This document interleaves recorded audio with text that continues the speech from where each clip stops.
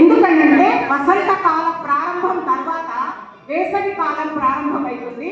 వేసవి కాలం లోపల దాహార్తులకు దాహాన్ని అందించడం, ఒక నీడని ఏర్పాటు చేయడం అనేది మన సంప్రదాయాలలో వస్తున్న విషయం.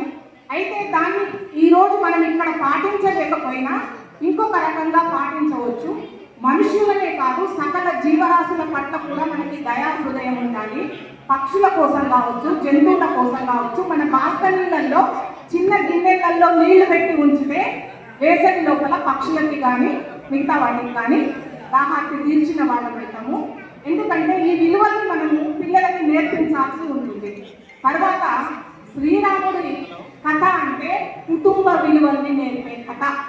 చాలా వరకు మన తల్లిదండ్రులు ఏమనుకుంటారంటే స్కూల్లో అన్ని నేర్పుతారు.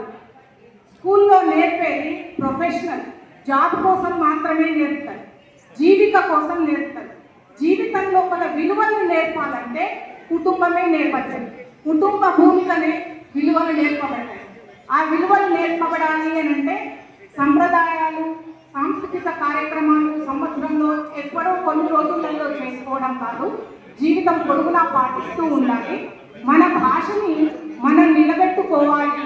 తర్వాత మన భాష గణప తెలియాలి అంటే మీకు ఒక విషయం, హ్యారీ పాటర్ని కొన్ని కోట్ల మంది ఎంజాయ్ చేస్తారు.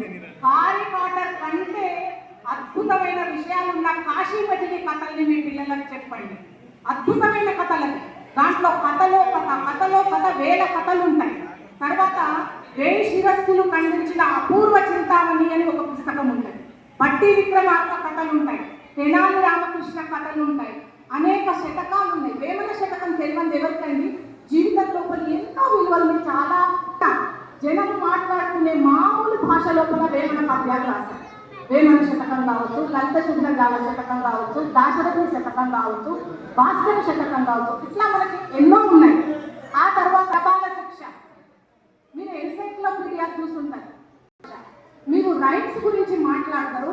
మన చందమామ రావే కన్నా అద్భుతమైన రైమ్ని మీరు నాకు చెప్పగలుగుతారా అండి? ఎంత చక్కటి అర్థం ఉంటుంది దాంట్లో. చంద్రుడిని పిలిచి చిన్నపిల్లలకి అన్నం తినిపించడం. నేను ఇంగ్లీష్ రైమ్స్ గురించి కానీ ఇతర భాషల్ని తక్కువ చేసి కానీ మాట్లాడటం లేదు. నీ భాషని నువ్వు గౌరవించుకోకపోతే, మీకు తెలుసా వేదాలలో చెప్తుంది ఎవరిని వాళ్ళు గౌరవించుకోవడం. ఫస్ట్ మనల్ని మనం గౌరవించుకుంటేనే మిగిలిన వాటికైతే గౌరవించబడతాం. మన భాషని, మన సంస్కృతిని మనం గౌరవించుకొని, మనం కాపాడుకొని, మనం నిలబెట్టుకొని, మనం ముందు తరాలకు నేర్పించకపోతే, ఆ బాధ్యత వహించకపోతే, కాబట్టి పిల్లల్లో కొన్నైనా తెలుగు కథల పుస్తకాలు తెచ్చిపెట్టండి. పంచతంత్రం ఎంత అద్భుతమైన కథలేండి, చాలా అద్భుతమైన తెనాలి రామలింగ కథలు. తర్వాత మీకు అరేబియన్ నైట్స్ కథల గురించి చెప్తారు. అరేబియన్ నైట్స్ కథల కంటే మన కథలు చాలా అద్భుతమైన కథలు ఉన్నాయి, అవన్నీ చెప్పండి. తర్వాత గొప్ప గొప్ప వాళ్ళ చరిత్రలు ఉన్నాయి, అద్భుతమైన సాహిత్యం ఉంది. మనకి ప్రాచీన భాషగా 4000 సంవత్సరాలకు పైనుండి ఈ భాష ఉన్నది. ఈ భాష సజీవంగా ఉండాలి అని అంటే వసంతం వచ్చినట్టే ఋతువులన్నీ వస్తూ ఉంటాయి.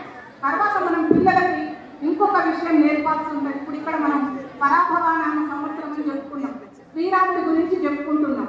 శ్రీరాముడికి ఎన్ని ఇబ్బందులు వచ్చినాయండి జీవితం లోపల. 14 ఏళ్ళు ఒక రాజకుమారుడు పోయి పెళ్ళైన కొత్తలో వనవాసం చేయాల్సి వచ్చింది. ఆ తర్వాత భార్యని అడవికి పంపి ఒక్కడే రాజ్యాన్ని పరిపాలించాల్సి వచ్చింది. ఆ తర్వాత భార్య భూదేవి దగ్గరికి పోతే తాను ఒక్కడే ఉండాల్సి వచ్చింది. అయినప్పటికీ ఆయన నిలబడే ఉన్నాడు. ఓటమిని స్వీకరించవద్దు. రామాయణం చెప్పేది ఏంటి అంటే ఓటమిని స్వీకరించవద్దు, ఓటమికి భయపడవద్దు, నిలబడాలి, ప్రయత్నించాలి, ముందుకు కొనసాగాలి. సీతమ్మ కథ అయినా అంతే కదండి. సీతమ్మ పట్టని కష్టాలు, శ్రీదేవి పట్టని కష్టాలు ఎవరు పడలేరు అంటారు. అయినా సీత నిలబడి ఉంది. స్త్రీలందరూ కూడా సీత కథ నుండి చాలా నేర్చుకోవాలి. అంటే ఈ రామాయణ భారతాలు తెలుగు లోపల 7వ శతాబ్దం లోపల రాయబడ్డాయి. అంతవరకు తెలుగు లోపల లేదు, సంస్కృత భాష లోపలే ఉంది. సంస్కృతం రాజభాషగా ఉండింది, దేశవ్యాప్తంగా సంస్కృతంలోనే ఉండేది. తర్వాత మన దగ్గరకు వచ్చేసరికి తెలంగాణ మీద నిజాంది ఉర్దూ ప్రభావం ఉండేది, ఆంధ్ర లోపల బ్రిటిష్ ప్రభావం ఉంది, కన్నడ, మలయాళ, ఒరిస్సా ఈ భాషల ప్రభావాలు కూడా మన లోపల వచ్చాయి. ఈ భాషా పదాలు కూడా మన భాష లోపలికి వచ్చినాయి. కానీ అయినప్పటికీ ఇంకొక మాట చెప్తున్నానండి, అన్ని రాష్ట్రాల వాళ్ళు వాళ్ళ సంస్కృతిని, వాళ్ళ భాషల్ని కాపాడుకోవడంలో మనకంటే ముందున్నారు. దయచేసి ఈ పాయింట్ బాగా గుర్తుపెట్టుకోవాలి. తెలుగులో మాట్లాడడాన్ని గౌరవంగా భావించండి, గర్వంగా భావించండి. తెలుగును మీ పిల్లలకు నేర్పించండి. వాళ్ళు ఇంగ్లీష్ మీడియంలో చదవని కాక, వాళ్ళు అమెరికాలో పెరగని కాక, లండన్లో పెరగని కాక, కానీ ఫౌండేషన్ ఇవ్వకపోతే అమ్మమ్మలు, నాన్నమ్మలు, తాతయ్యలు వాళ్ళ డ్యూటీలు వాళ్ళు వేయండి. ఆ డ్యూటీల నుండి పక్కకు జరగండి. తెలుగు భాష, తెలుగు పద్ధతిని నేర్పించండి. తల్లిదండ్రులు కూడా నేర్పించండి. వాళ్ళ మీద ఒత్తిడి చేయాల్సిన అవసరం లేదు. 8 ఏళ్ళు దాటిందంటే ఇంకొక భాష చాలా సులభంగా వస్తుంది. సకల భాషల్ని నేర్చుకోవచ్చు. 5-6 భాషలు వచ్చిన పిల్లలు ఉన్నారు. మన భాష నేర్చుకోవడం వల్ల వచ్చిన నష్టం ఏమి లేదు. మాతృభాషని మృత భాష కానివ్వకండి. దాన్ని మృత భాష అవ్వడం లోపల మీ చేతులు కానీ మీ పద్ధతులు కానీ దయచేసి ఉంచకండి. దాన్ని సజీవంగా ఉంచండి. ఇలాంటి అనేక కార్యక్రమాల్లో దాన్ని ముందుకు కొనసాగించండి.